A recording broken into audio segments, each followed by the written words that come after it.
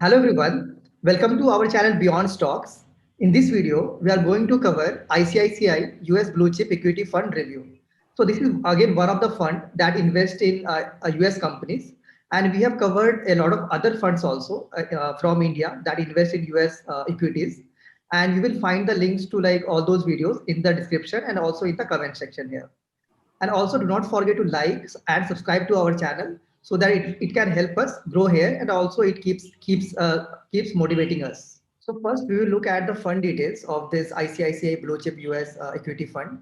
So if you see the fund managers here, Rohan Maru and Priyanka Khandelwal are the fund managers here. And Rohan Maru has the experience of around 11 years in the industry, and Priyanka Khandelwal has around 5 years of experience in the industry. And also we look at like indicative investment horizon. Like if you want to invest in this mutual fund, then you should have at least a time horizon of 5 years. So you should not basically sell the mutual fund before 5 years, because they are following basically kind of long-term strategy for this mutual fund.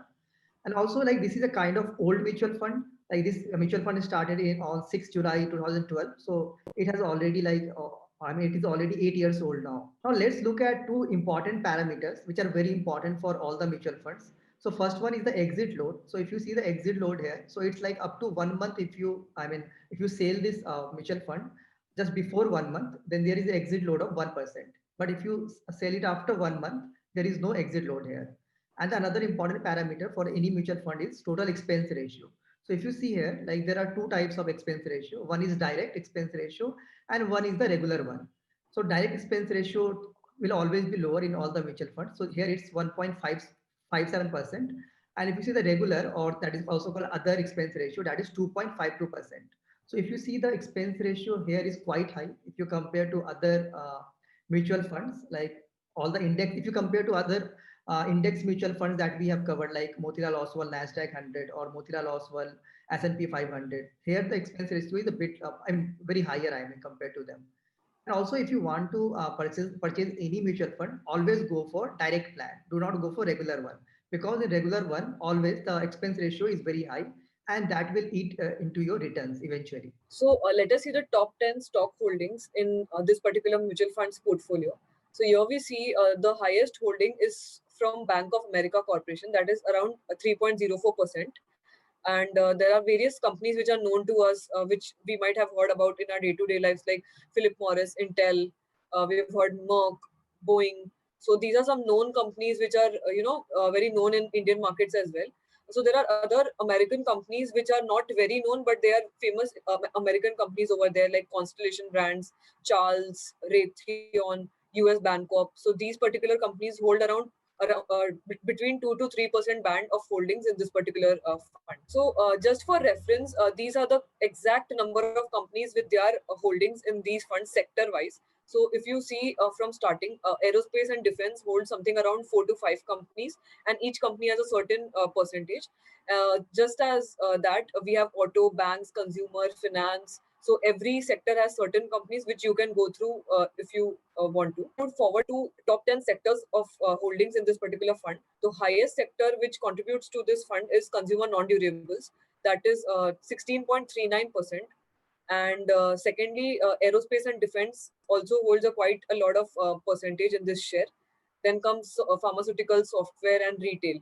So these are some of the highest holding sectors in this particular fund's portfolio. So we will now look at the returns of this fund, like for past 1 year, 3 year, 5 years, and since inception, because returns are very important. And we will also compare this to the other US funds that we have already covered.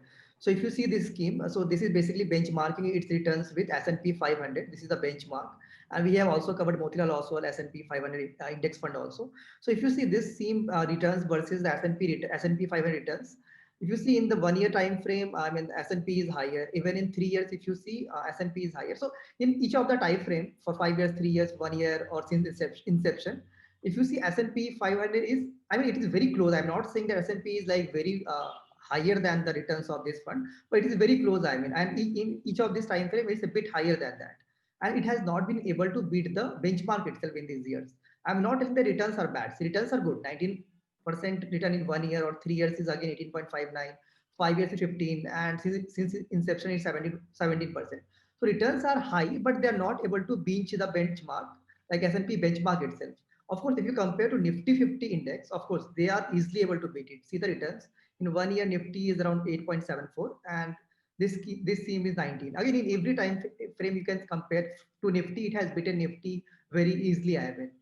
So of course, that's what we see here. And do remember that this data is still November 30, 2020. So these numbers may slightly change because now it's January, right? So these numbers may slightly change now. So now we have discussed about the fund details, and also Nidhi talked about the sector allocation and the stocks allocation. And also we have seen the returns. So let's look at the positive and negatives of this fund. So of course, it's a very well diversified fund, as Nidhi has shown that it is invested, I mean, it has invested its money in a multiple lot of sectors it has invested.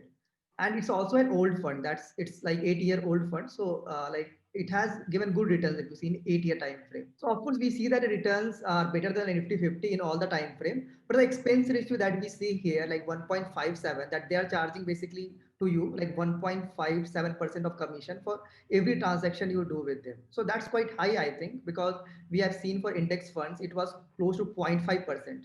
So it's a lot higher, and in the long term, of course, this will matter a lot. Like let's say for some other fund, when the expense ratio is 0.5, they may give 20% return, and this may only give you maybe 18 or 17% return. So it will matter in the long term. And also, this has not been able to beat the S&P 500 index returns. And we already have a mutual fund for S&P 500, right? Motilal Oswal S&P, and it is not able to beat that. So that's again one negative point about this active mutual fund. And of course, it's very tough to beat like in US market, if you see, it's very tough to beat any index funds. For example, Nasdaq 100 or S&P 500, it's very tough to beat because US markets, like they have a developed economy and their market is very mature compared to India or all the developing countries market. So we have covered a lot of like Indian funds that invest in US market. And this is our view, like final end view, because this will be typically will be the last video we are covering on US funds. And if you like, our view is that you have two good index funds. One is diversified, like Motilal Oswal S&P 500, because it's diversified in the sense that it invests in a lot of sectors. That's why it is diversified. And if you want to go for tech heavy, like if you want to like, because Nasdaq 100, there almost 45 to 46% of their investment goes into tech companies. So if you want to invest in kind of US tech companies dominantly, then you can go for Nasdaq 100, this Motilal Oswal Nasdaq 100 fund.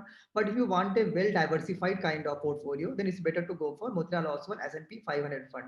And both of these are index funds. And as we have seen, like as we have covered other funds also, which are active mutual funds, and they have not been able to beat these index funds.